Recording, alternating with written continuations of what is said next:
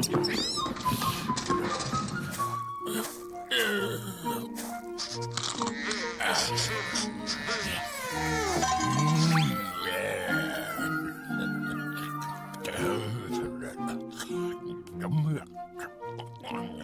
know, we can learn a thing or two from even the most peculiar people. Observe. Hello, Revolting Slob. Oh, yes, well, if I might have your attention for just a moment. You see, I'd like to teach our viewers a few new words. What do I gotta do? Well, you could first stop picking your teeth. That would be helpful. Just for later. Well, that really is gross, but I know you've got to be you. Okay, everyone. Is the Revolting Slob being A, repetitive, B, repentant, or C, repulsive? The correct answer is C, repulsive, meaning utterly gross or disgusting.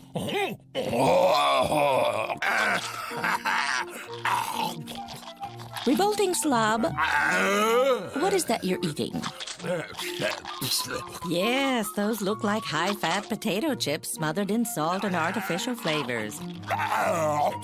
Can't be very good for you. And the grease is so icky on your fingers. Well, everybody, is what the Revolting Slob eating A, unholy, B, unwholesome, or C, unheeded?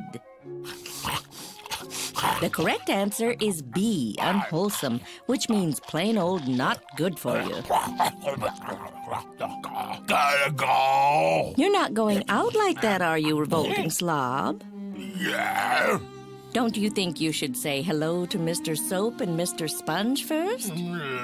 Well, everyone, does the Revolting Slob need A, detonating, B, disengaging, or C, disinfecting?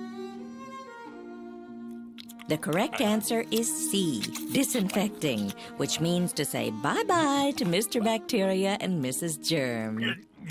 Shall we review? Picking food out of your mouth is really quite repulsive. You really shouldn't eat such high-fat junk food. It's very unwholesome. And if you can't remember the last time you bathed, you're probably in need of disinfecting. Well, that's enough for today. Try these new words out on somebody the next chance you get. Oh, and by the way, detonating. It means exploding into a million bits and pieces.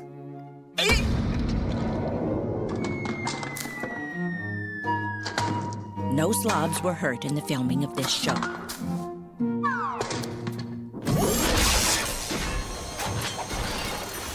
Watch your backs! Coming through, coming through!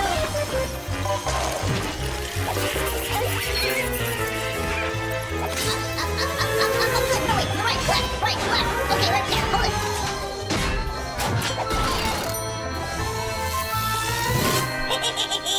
Haunted house party.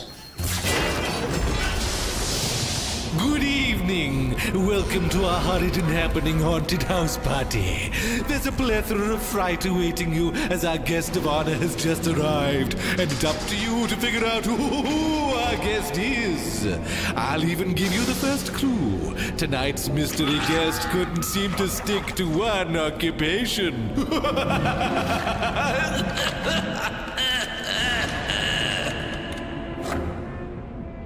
Good evening, everyone. Good evening, sir. Sorry to keep you waiting.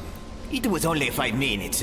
Besides, it gave me time to design a more efficient manner of flying machine. In 5 minutes? Not the entire 5 minutes. I used the balance of the time to paint a portrait of your supper party. Didn't you paint that the last time you were here? You mean the last supper party? Yes, I did. I love supper parties. I painted them religiously.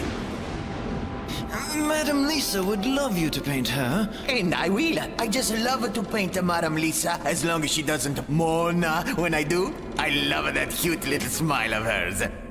She'll be most pleased. Tell me, being that most of the guests here are dead, I should be able to find a healthy skeleton among them, shouldn't I? It's for a new anatomy text I'm developing. I know just the fellow. He's rather thin, but willing. Splendid. Please ask him if he'd be available.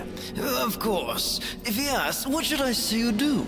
Simple. Just tell him I'm an inventor, painter, sculptor, astronomer, musician, biologist, anatomist, philosopher, mathematician, and all-around good guy. Busy fellow, isn't he?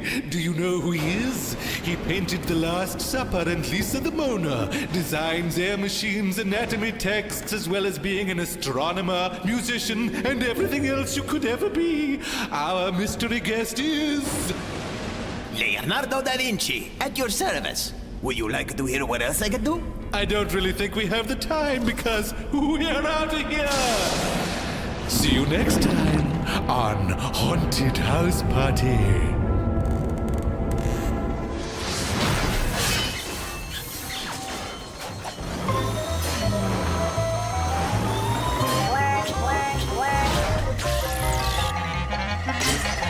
Game time in 10 seconds.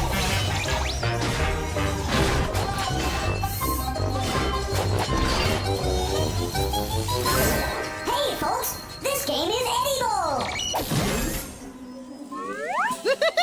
Dally-hoo, kids! How's it going? Your old pal Eddie Bull here at the exciting Walla Walla Washington Zoo. This week we're going to... Eddie Bull, he's edible. He really is incredible. He's simply the best of the bunch. There's simply no disguising that he's so appetizing that we want him for our lunch.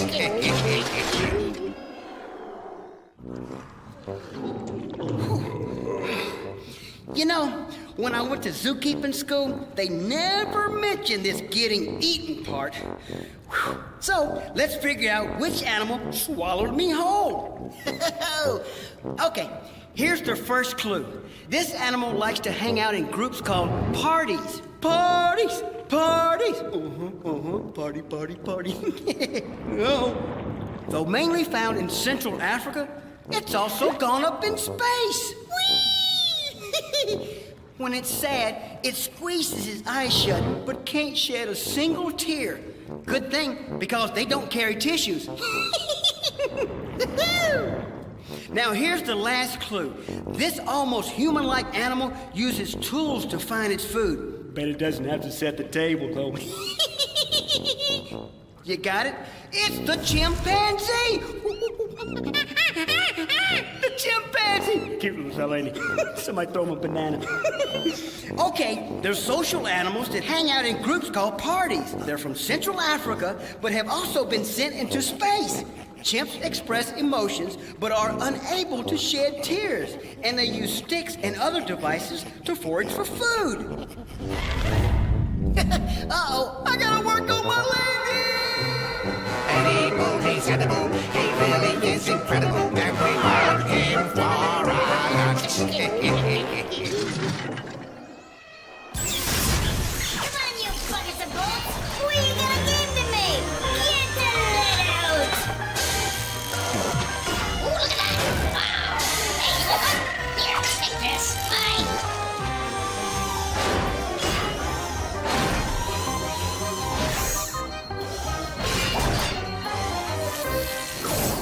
Game time. Captain Bones. Arr, ahoy, matey. Shiver me timbers. Yo ho ho. Look alive, ye lollygaggers. I'm the incredibly dead Captain Bones. I've been sailing the seven seas for an eternity, and I'll tell ya, I'm a bored stiff. The only thing that saves me from going stark raving mad is making up math puzzles using nothing but me own bones.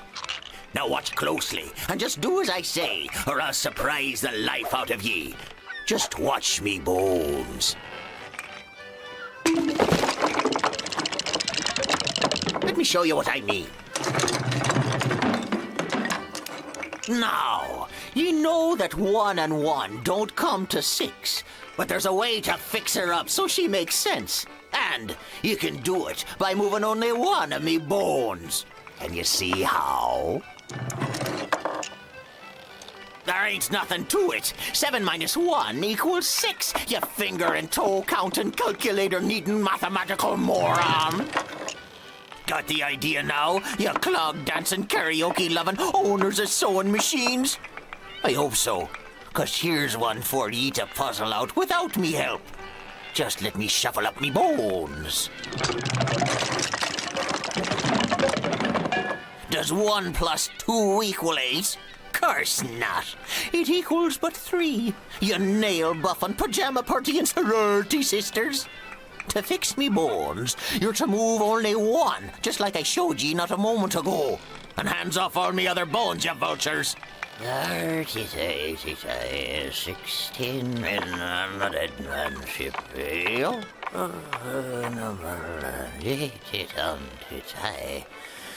what's the matter, you passel of old ladies?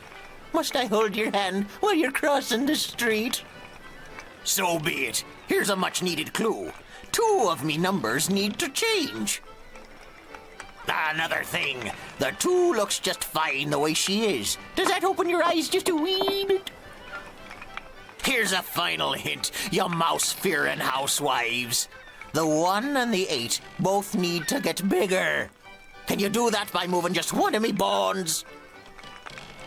Enough's enough. I can't take no more of your hemming and hawing, you scallywags. Here's the answer. 7 plus 2 equals 9, as if you had a clue in your head. Your math senses must be dulled by all that cream, rinse, and conditioner you put in your hair. You're not fit to be puzzle-solving pirates.